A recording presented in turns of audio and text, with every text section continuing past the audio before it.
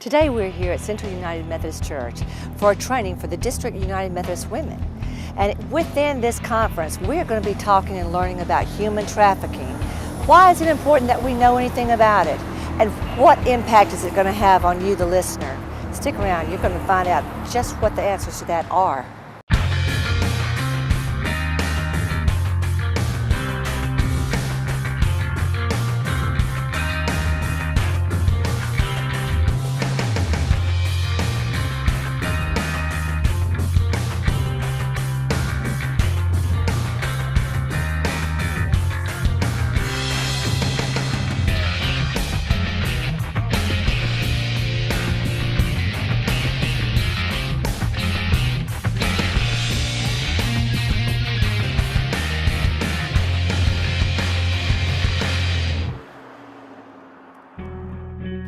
Back and forth. They meet their quota.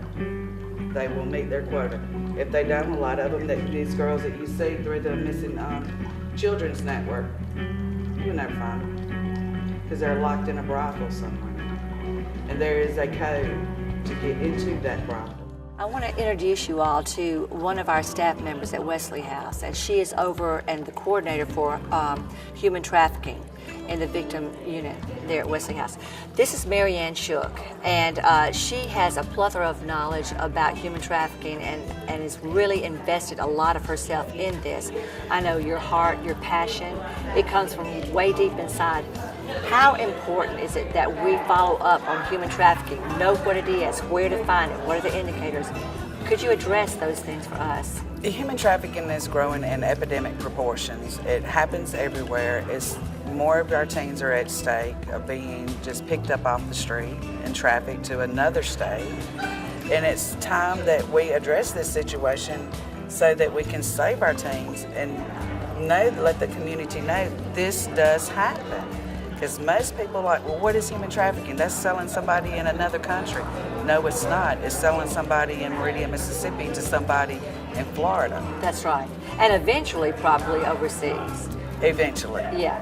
Once they've made enough money here, then they send them somewhere else. And I understand you talked to me about the new population that they're looking at, with the pregnant. Yes, if a girl is in their stable and she becomes pregnant, that child is sold on the black market to individuals that don't have access to babies or to adoption, and those children are sold. And if the girl is sick, or if she's not in the best form, or if she's not performing as she should, then her organs are sold. That's right. She is, murdered, and her organs are sold to whoever needs. It's called organ harvesting. Right. And that's what they're doing to these to children. Well, Meridian, I know that we believe in training at Wesley House. Who is the target population that we need to train in order to get those indicators out there and help our children who are in jail because of prostitution or juvenile halls for runaway? And law enforcement. It is very imperative that we train law enforcement across the state of Mississippi to let them know what to look for.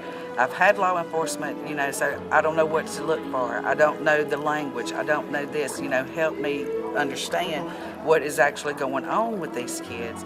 And they're sitting in your homes. These kids are sitting in your homes. They're sitting in your churches. They're sitting in your schools. They're invisible. Exactly. Tell me this. What about the medical professionals? What part do they play? They play a huge part, because if they're sick, they need medical care. Their trafficker will take them to get them back into the shape that they need. So they can make more money. That's their money maker. They need to know what to look for. They need to know what signs to see, what marks are for, on their body, what this marks for, what that marks for. They need to know what to look for, because how many have passed through the juvenile system? Exactly. How many have passed through the hospitals that have not been indicated? That's right, and that's why we have very few statistics. If you want to know more about human trafficking and how you can help, you can call us there at Wesley House with 485-4736 or 482-2828. That's our hotline. And then if we can't help you, we know organizations that can across the United States. So Meridian, I know that our listeners are going to want to know, what can they do? What can parents do to protect their children? And grandchildren in that? Parents need to be educated. They need to know what they're looking for. They need to know if their daughter has an older boyfriend. They need to know who they're hanging out with, where they're going, when they're going to be back, who, what, when, and where. Right. With these children, with these kids. They need to be able to, and let them know that they're there to support them, no matter what they say nor do. I'm here. I'm your parent. I love you. Let me help you. And then make sure where these kids are going. Make sure that if you say you're going to be home at 10 o'clock, you know, be home at 10 o'clock. But have a parent there that's going to be sitting up waiting for that child at 10 o'clock. Right. And it's all about, you know, they need to be educated on what to do and what to look for. And basically, parents need to parent. We need Exactly. to get involved in our kids and not be so taken with being a friend and being liked by our kids, but rather in keeping our kids safe. And sometimes that's tough love. So we will be right back. This subject matter is very important for all of us to understand. If you would like more information, contact us at our website, www.wesleyhousemeridian.org.